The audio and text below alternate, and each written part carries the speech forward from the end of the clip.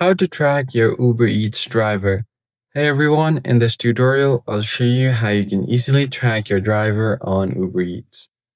The very first thing you're going to have to do is open up the application from your device. And once you open it up, make sure that you are logged into your account. So if you want to view your orders and see where the driver is at, you can tap on the orders icon at the bottom of your navigation bar.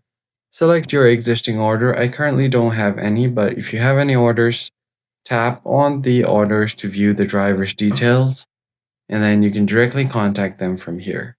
So let me just show you guys. Once you tap on the order that you want to track, it will show you different tabs and the progress bar at the top. Now, once the restaurant is working on your order, you can directly see it on the app. So if the driver has already picked up your order, it will show you heading towards your way. And if you want to give them a quick call or about something that they should know, like if you are trying to get it delivered in a different place, you could give them a call, or if there are any questions, you could directly message them or call them.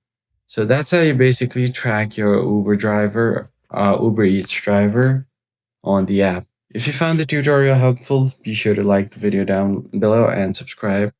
I'll catch you guys on the next one.